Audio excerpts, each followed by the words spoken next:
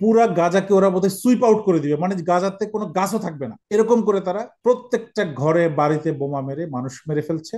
এবং মানুষ খুঁজে খুঁজে, মানুষ তো বাচ্চাদের খুঁজে খুঁজে তারা গুলি করছে, উপর থেকে তো মারছে, এবং গ্রাউন্ডও একই কাজ। গাজার মানুষ ক্ষুধার্ত, গাজার উপরে হচ্ছে মানে বোম, আর নিচে হচ্ছে শস্যহীন মানুষ, তো খাওয়ারও কিছু নাই, ধুধু বালু, মানে বালি খেয়ে কি খাবে তারা, মাটি খেয়ে থাকবে, এই অবস্থা হয়ে গেছে। আমাদের পাসপোর্টে এক্সেপ্ট ইসরায়েল লেখা ছিল, এইটা আবার যুক্ত করতে হবে।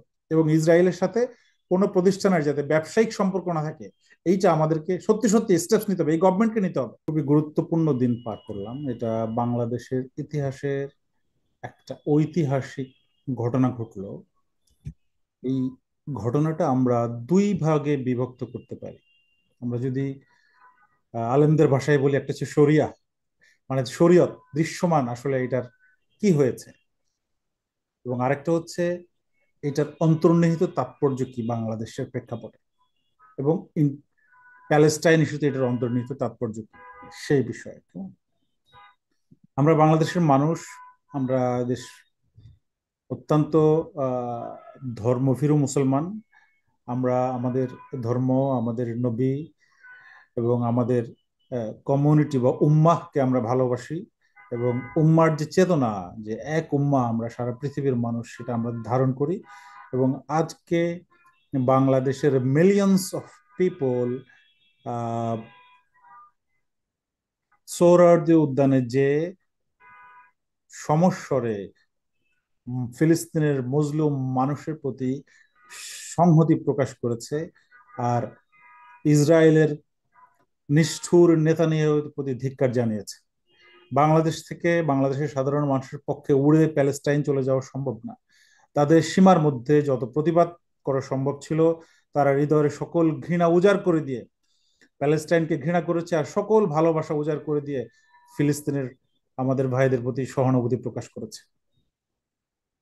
আমাদের আহ আফসোস করা ছাড়া কিছু, মানে কি করতে পারে, আমরা তো অনেক দূরে, যারা সীমান্তবর্তী যে সমস্ত দেশ আছে মুসলমান দেশ, সেই সমস্ত মুসলমান দেশের অনেক কিছু করার থাকার পরও তারা কিছুই করছে না। আপনি যদি উম্মা কনসেপ্ট চিন্তা করেন, আপনি যদি কুল্লু মুসলিম ইখওয়াতুন যদি আপনি কনসেপ্ট চিন্তা করেন, ওর তো আমার ভাই, আমার আপন ভাইয়ের মতো ভাই। আমার ভাইকে মেরে ফেলছে, আমি দেখছি, আমি গুনছি কয়জন মারছে, কিন্তু এই উম্মার নেতৃবৃন্দ চুপ করে হিসাব করছে আমাদের কয়জন ভাই মারা গেল, কোনো স্টেপস নিচ্ছে না। একটা ছোট দেশ গাজা, সম্ভবত 30-35 হাজার স্কোয়ার কিলোমিটার। এই গাজা না, প্যালেস্টাইন, গাজা হচ্ছে 350 কিলোমিটার। আপনি যদি কুমিল্লা, কুমিল্লা হচ্ছে 11,000 বর্গ কিলোমিটার, আপনি ধরেন দুইটা তিনটা কুমিল্লার সমান হচ্ছে টোটাল প্যালেস্টাইন। সেখানে তিনশো 300 বর্গ কিলোমিটার হচ্ছে গাজা অলমোস্ট। পুরা গাজাকে ওরা বোধহয় সুইপ আউট করে দিবে, মানে গাজাতে কোনো গাছও থাকবে না, এরকম করে তারা প্রত্যেকটা ঘরে বাড়িতে বোমা মেরে মানুষ মেরে ফেলছে। এবং মানুষ খুঁজে খুঁজে, মানুষ তো বাচ্চাদের খুঁজে খুঁজে তারা গুলি করছে, উপর থেকে তো মারছে, এবং গ্রাউন্ডও একই কাজ করছে। তো সারা পৃথিবী দেখছে, মুসলমানরাও দেখছে এবং হিসেব করছে। বরং মুসলমানদের চেয়ে আমার কাছে মনে হয়েছে যারা ওয়েস্ট ইউরোপ এবং আমেরিকায় অনেক বেশি মানুষ, অন্যান্য ধর্মের মানুষ, এদের পক্ষে মানবিক আবেদন নিয়ে নেমে এসেছে।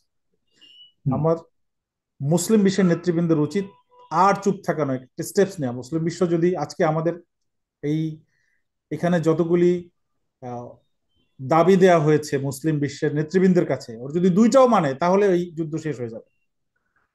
মুসলিম বিশ্বের উচিত আর ঘুমিয়ে না থেকে আমাদের ভাইদেরকে বাঁচিয়ে রাখা, তাদের জন্য প্রয়োজনীয় স্টেপস নেওয়া। তাহলে আমি মনে করি ইমিডিয়েটলি এই সংঘাত নিরসন করা সম্ভব। মাঝে মাঝে একটু একটু বলে, কিন্তু কোনো অ্যাক্টিভিটিস, কোনো কাজ, কোনো স্টেপ কেউ নেয় না। আমরা ভেবেছিলাম তুরস্ক অনেক বেশি স্টেপস নিবে, বাট তুরস্কে পলিটিক্যাল আনরেস্ট, তুরস্ক কিন্তু কোনো স্টেপ নিচ্ছে না, কিছু বলছেও না। ইরানও কিছু বলছে না, সৌদি আরব কিছু বলছে না, দুবাই কিছু বলছে না, ইরাক কিছু, নট নোবডি, কিচ্ছু না। এবং এইটা খুব ইন্টারেস্টিংলি, এইটা মানে এইটার সাথে আপনি হয়তো আরেক দেখবেন যে সিরিয়ার কোনো মুভমেন্টের সাথে এটার কোনো ইন্টারকানেকশন ছিল কিনা সাপোর্টের ক্ষেত্রে, এই বিষয়টা মোহামেন রিয়াদ ভাই যদি আপনার নলেজে থাকে, আপনি নেক্সট রাউন্ডে এসে বলবেন যে আসলে সিরিয়ার এই বিপ্লবের পরবর্তী সময় এটাতে কোনো ইম্প্যাক্ট আছে কিনা, কেন এর পরপর আবার এত তারা ক্রেজি হয়ে গেল, মানে মানুষ মেরে ফেলার জন্য, সব ধ্বংস করে ফেলার জন্য। যদি আপনার পক্ষে সুযোগ থাকে আপনি একটু বলবেন। দ্বিতীয় হচ্ছে আজকে যে দাবিগুলি দিয়েছে, এখন আমাদের করণীয় কি? আমরা ধরেন কর্মসূচিতে গেলাম, দেখলাম, চলে আসলাম, আসলে কিভাবে আমরা, আমাদের দায়িত্ব কি? এই কর্মসূচি থেকে আমাদের কিছু দায়িত্ব দিয়ে দিচ্ছে যে মুসলমান, আমাদের যারা organiser, Bangladesh solidarity Palestine solidarity মুভমেন্টের যারা অর্গানাইজার, তারা একটা ঘোষণাপত্র দিয়েছে যে আসলে কি করতে হবে, সেখানে দেশের জন্য বাংলাদেশ কি করতে পারে এবং একজন ইন্ডিভিজুয়াল কি করতে পারে সে বিষয়ে একটা ঘোষণা দিয়েছে। এবং এর মধ্যে আমরা যেটা ছিল আগে, আমাদের পাসপোর্টে এক্সেপ্ট ইসরায়েল লেখা ছিল, this passport is valid for all countries except Israel, এইটা আবার যুক্ত করতে হবে। এবং ইসরায়েলের সাথে কোনো প্রতিষ্ঠানের যাতে ব্যবসায়িক সম্পর্ক না থাকে, এইটা আমাদেরকে সত্যি সত্যি স্টেপস নিতে হবে, এই গভর্নমেন্টকে নিতে হবে।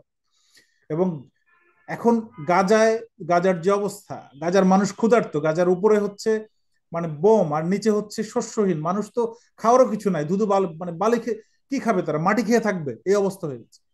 তো দ্রুত গাজায় রাষ্ট্রীয়ভাবে ত্রাণ পাঠানোর জন্য প্রয়োজনীয় ব্যবস্থা নিতে হবে। এগুলি এটা এটা মানে এখনই করণীয়। এটা যদি করতে পারে তাহলে কিছু হলেও গাজার মানুষের জন্য কিছু করা হবে, যদি সেখানে কূটনৈতিক ভাবেও যোগাযোগ করে জাতিসংঘের সহযোগিতা নিয়ে আমরা যদি এখানে জি খাদ্য প্রয়োজনীয় ওষুধপত্র পাঠাতে পারে, সেটা জি। রাষ্ট্রের বাইরে ক্ষেত্রেও করণীয় আছে।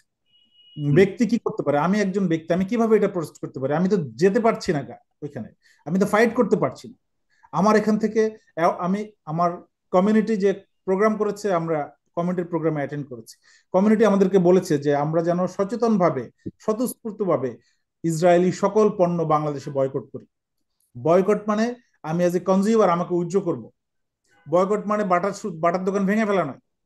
বয়কট মানে মানুষের ভাঙচুর করে দোকানপাট ভাঙচুর করে লুটপাট করা নয়। বয়কট হচ্ছে যে যেই বাটা দোকানদারের বাটা জুতাগুলি সবাই নিয়ে গেছে, বাটা ইসরায়েলি প্রোডাক্ট না, এ বিষয়ে বক্তব্য দিয়েছে। তারপরে যদি কোনো সম্পৃক্ততা থেকে থাকে এটা দেখা যাবে। কিন্তু বাটা দোকানের যে যে লোকটা বাটা দোকান দিয়েছে সে তো বাংলাদেশের একজন বিনিয়োগকারী, সে হুম, তো বাংলাদেশের মানুষ, আমি তাকে নিঃস্ব করে দিলাম। আমরা আমরা কনজিউমার হিসেবে আমরা তাদেরকে বয়কট করব। আমরা যেন তাদের কোনো ভ্যান্ডালাইজ না করি, কোনো ধ্বংস না করি, লুটপাট না করি, মানুষের যেন কোনো ক্ষতি না করি, এটা টোটালি, এটা এটা থেকে দূরে থাকতে হবে। আমরা আমাদের সমাজ এবং প্রজন্মকে প্রস্তুত করব যারা ইসলামের উম্মার সকল প্রতীক ও প্রদর্শনীতে সংরক্ষণ এবং পুনরুদ্ধার করবে। এইটা একটা দাবি ছিল আমাদের। আরো কিছু দাবি আছে যেটা আমরা ফিজিক্যালি করতে পারি। প্রথম হচ্ছে আমরা সচেতন ভাবে এই কাজটা করবো এবং অ্যাওয়ারনেস তৈরি করব ইসরায়েলের বিরুদ্ধে, আমাদের প্রজন্মকেও শিখাইতে হবে। এই যে আজকে আমি দেখলাম অনেকে তাদের বাচ্চা কাচ্চা নিয়ে গেছে, এবং আমি দেখলাম একটা বিরাট হিজরা গ্রুপ আজকে গেছে, এবং তারা যে হুম, তাদের টিপিক্যাল যে ধরেন ড্রেস আপ, তার চেয়ে একটু বেটার ড্রেস আপ, একটু গোছানো সুছানো ড্রেস আপ ওইখানে গেছে, অ্যাটেন্ড করছে এবং ভদ্রভাবে তারা ওইখান থেকে বের হয়ে গেছে। আমি তাদের পাশে কিছুক্ষণ আমিও হেঁটেছিলাম। তো এই যে যেই টোটাল এই মুভমেন্টে যে মানুষের স্বতঃস্ফূর্ত দৃশ্যমান অংশগ্রহণ, সেই দৃশ্যমান অংশগ্রহণ গাজার মানুষের প্রতি আমাদের সমর্থন ব্যক্ত করে। এবং আমরা যে একজন সংবেদনশীল মুসলমান, আমরা আমাদের দায়িত্ব পালন করছি।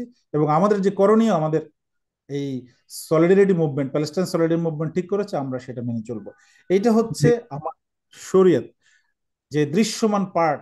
যদি আমার হাতে আপনার সময় থাকে তাহলে আমি জি জি, বাংলাদেশের জি, কর্মসূচির জি, এটা ইফেক্ট নিয়ে আমরা কথা বলবো দেখি।